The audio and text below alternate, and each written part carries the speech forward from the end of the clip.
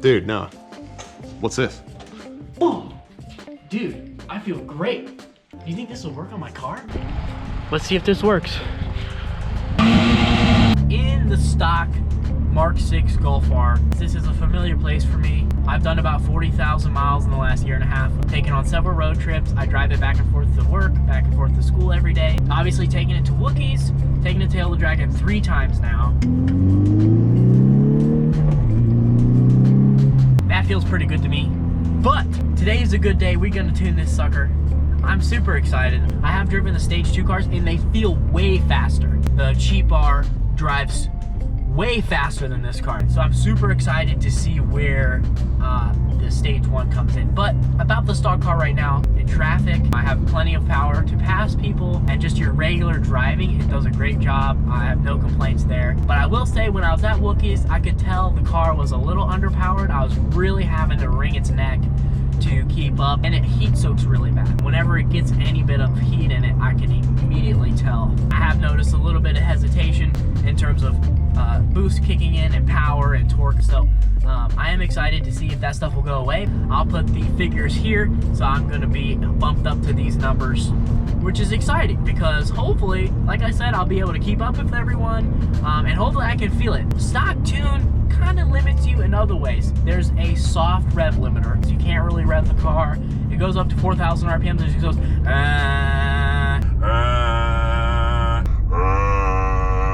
doesn't sound good at all. You kind of wish you could ring it out, rev it up, have fun, and make some sound with the exhaust. I have this beautiful exhaust, and I can't even use it because I have the soft limiter at 4,000 RPM. Another thing that I don't love is the speed limiter. I would never do this.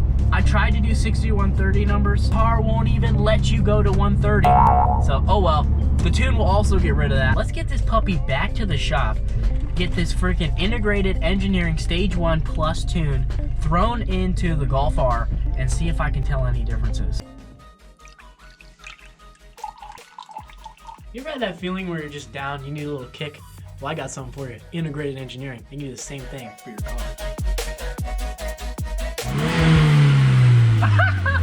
That sounds so good already.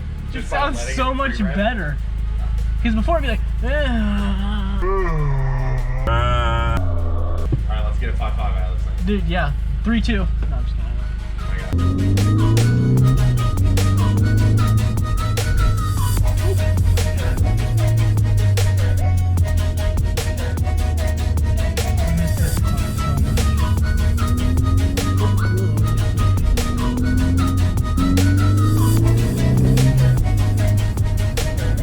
So it's been about 8 months since I had the car tuned. I was going to just make the review after I tuned it and post up the video, but I wanted to give this some time. I wanted to explain it. I've never had a tune on a car before, and I didn't want to just give my initial thoughts and then post a video because that's what everyone else does. I wanted to actually put some time into it, give you guys my full, honest, long-term review of the tune. That way you can best go out and make your decision on if you want to purchase this tune. I feel like I have some good numbers, some good facts, some detail to help you and decide if you want to go out and make that purchase and why I think you should have a tune on your car already. As I pulled over, I want to give all the numbers. Showed the horsepower numbers before, but I'll go over them one more time. Stock, you have about 275 crank horsepower, goes up about 16.7% on the tune to 321, and that's about a 17% increase. Stock torque number is 290. When you get the tune, that jumps up to 345, which is a 19% increase. My personal pre-tune, and this is me, I'm not a great driver, my pre-tune best 0 to 60 with the P3 gauge was 7.7. And my post-tune best 0 to 60, this is for myself. Obviously you guys and like Jake from P3, he can probably get this car to run a 5.5, and but I can't do that. My post-tune best 0 to 60 was 6.6, increase in 1.1 seconds, so pretty good when it's just me overall difference. Another increase that I saw that was actually interesting was the fuel mileage. With the Integrated Engineering tune, I'm getting about 27.8 miles per gallon on average between each tank, whereas, and that's just normal driving, whereas before I was only getting 24.8. It's about a 3 miles per gallon difference after putting the tune. I wasn't really expecting that. I've heard that from other people that the fuel mileage is a lot better. But I can definitely say that the fuel mileage is much, much better with the integrated engineering tune. So it basically pays for itself. Boost numbers with my P3 gauge. I don't have a boost tap on my car, and I'm not going to get into all the details on what boost number your car is going to run versus what my car is going to run. I have an exhaust and intake. You could have different exhausts and different intakes, and they could produce different numbers. And this is actually a number that the ECU is calculating, not the actual boost number. So take this with a grain of salt. But before, I was getting about 19 PSI, whereas now I see 23.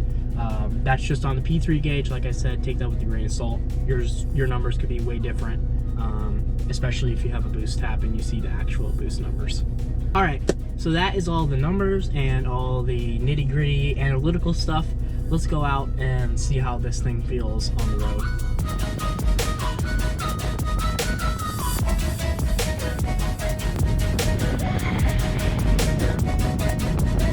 We're out on the road, driving the now tuned Stage 1 Integrated Engineering Mk6 Golf R. Now I want to keep this short and sweet and concise. 3 main big reasons why I like this tune, why I think you should get a tune, and really just the 3 main differences that I've noticed in the 8 months that I've been driving the Stage 1 tune. So the first big thing is the power. Obviously you're going to see a large increase in power, and that's and mainly you're going to see a large increase in torque. That's really what you're going to notice when you go out and you stomp your foot on the gas.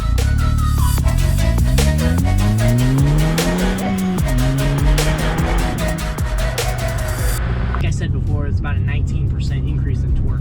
So you are going to feel that when you go out and drive. Just really in general, when you put your foot on the floor, it doesn't really kind of fall off like it used to. It used to really, when it was stock, you'd get in the throttle, you'd be on the freeway, you'd get in it, and it would just kind of die off after a few seconds. It wouldn't really feel that fast. For post-tune, I feel like it just pulls and pulls and pulls. Feels way faster up top, and I think that's really where you feel those power gains when you kind of lay in and stay in wide open throttle for a long period of time.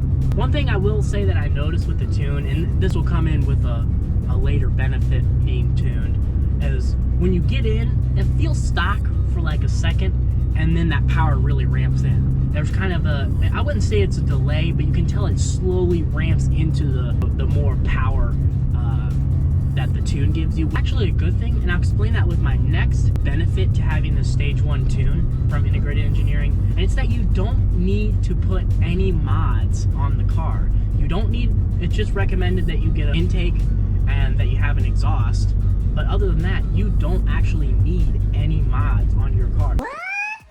You can just take a stock Mk6 Golf R, throw this software on here, and it will run perfectly fine. Big thing that you don't need, which you kind of will probably need if you go to Stage 2, is you'll need a clutch. And this brings me back to the power difference where it kind of ramps into the power. There's no slippage at all. And again, your experience might be different than mine. You might, be a terrible manual driver and you put this tune on and your clutch can't even handle Stage 1. Damn! But my car, I have noticed absolutely zero slippage. 6th gear, when I'm on the highway, which is really where you usually see it, I don't notice it. And I also don't notice it anywhere else. So that's a really big benefit because clutches are expensive, and they're expensive, the labor's expensive, and if you can't do it yourself, you're looking at, $2 grand just to put a clutch in your car. Like I said before, I do have some extra mods which might have affected those power numbers. I have a cold air intake, I have an exhaust, and I have access to 93 where I live. Look for wagon behind me, which looks absolutely beautiful.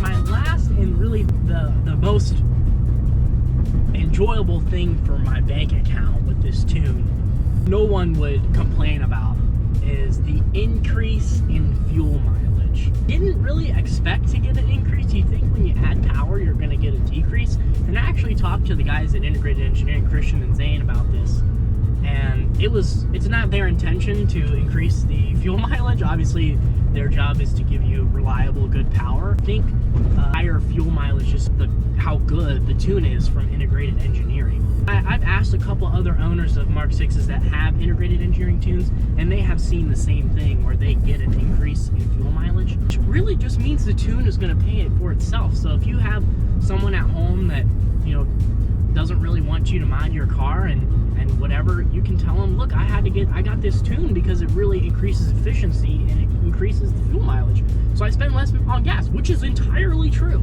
With that said, a few more benefits that I didn't really hit on those main three. You lose all the limiters. I mentioned that before. You lose the rev limiter. You also lose the speed limiter. Not that I would ever go this fast, but before the car had a 125 mile an hour speed limit. The tune gets rid of that, so you can now go as fast as you want. You can use your entire speedometer if you can safely do that legally, or if you go to Mexico. And also, there is some burbles on this tune. They increase gradually, but above 4,000 RPM, I've noticed they're not super aggressive, but you can audibly hear them in the cabin, which I really like, because you can drive it normally, not really hear the burbles that much, but once you're driving it hard, you can hear those burbles when you let off the throttle. See if we get a little launchy here.